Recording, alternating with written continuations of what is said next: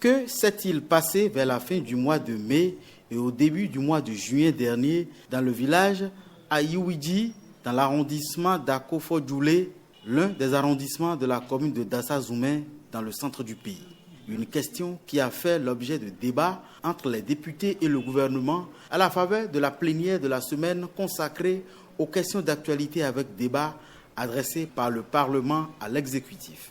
Le mercredi 29 mai 2019, à Ayiwidji, arrondissement d'Akofo-Djoulé, commune de Dassa-Zoumé, un agriculteur se serait opposé à la traversée de son champ par des peuls transhumants en quête de pâturage.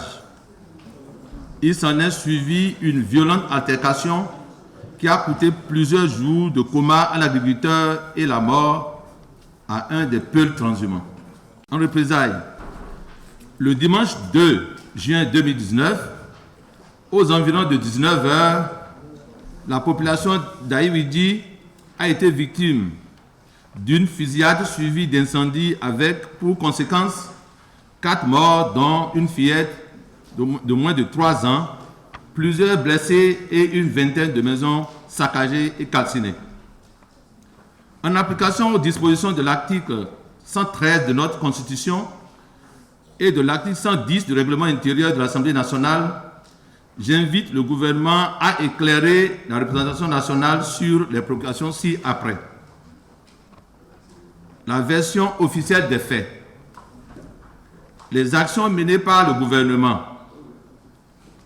Le sort réservé aux commanditaires et les mesures prises pour l'application de la loi numéro 2018-20 portant code pastoral en République du Bénin. Voici la version officielle des faits selon le gouvernement.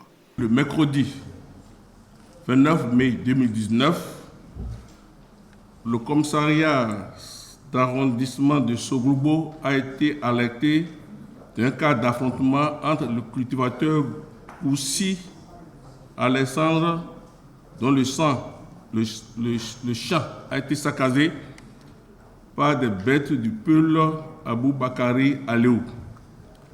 Cet affrontement s'est soldé par la mort du peul et des blessures graves au niveau de l'agriculteur. En représailles de cet incident malheureux, un groupe de peuls est venu incendier nuitamment des cases du hameau Ayiwidji dans la commune de Dassa-Zoumé. Et pris de panique, la population s'est déplacée. Conscient de la nécessité de recréer une ambiance de vivre ensemble, les autorités politico-administratives et policiers ont entamé des négociations pour un apaisement. Des descentes ont été opérées avec les chefs peuls pour raisonner la population et les rassurer. Rassurés, ces derniers sont revenus au village, mais ont été pris et surpris par une fusillade qui a fait dans 4 morts, dont celle d'une fille de 4 ans. Quelle a été alors la réaction de l'exécutif face à cette situation? Le 5e BIA est venu en renfort sur réquisition des autorités préfectorales à la police républicaine pour rétablir l'ordre et le calme dans l'agglomération de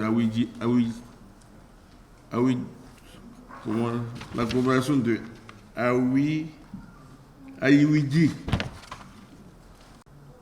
Les premières investigations ont abouti à l'interpellation des sieurs Idrissou Oumarou, âgé de 38 ans, et Idrissou Aboubakari, âgé de 43 ans, présumés être les principaux auteurs de cette barbarie, ont été présentés au procureur de la République et les enquêtes se poursuivent pour des interpellations de tous les auteurs et de leurs commanditaires.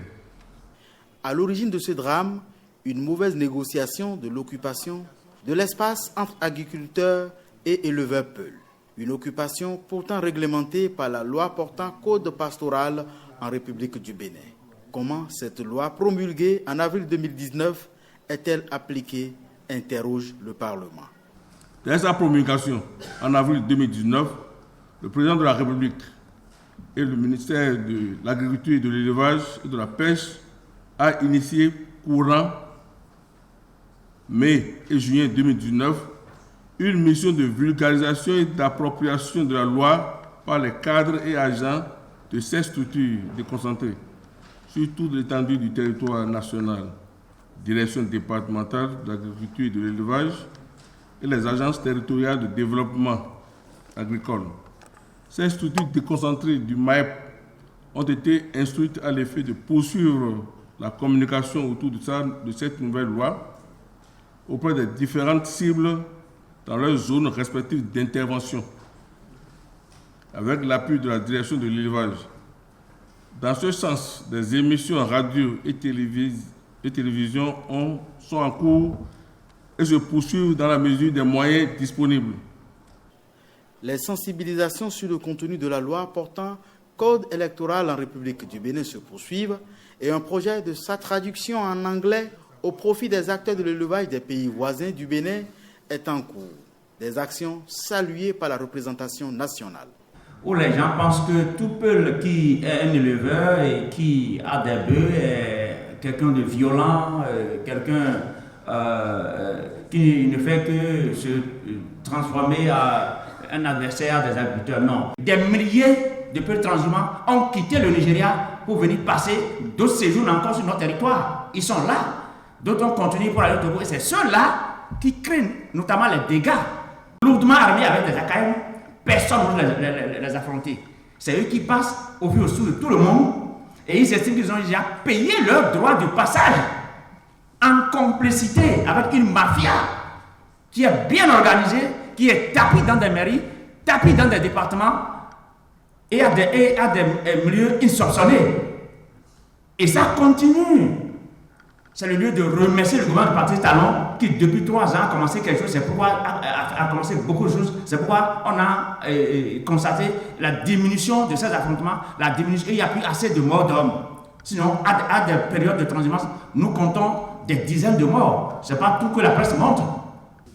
Après avoir écouté le gouvernement, que je salue au passage pour les efforts déployés, parce que je sais en tant que maire ce que ça a donné, ce que ça fait, hein.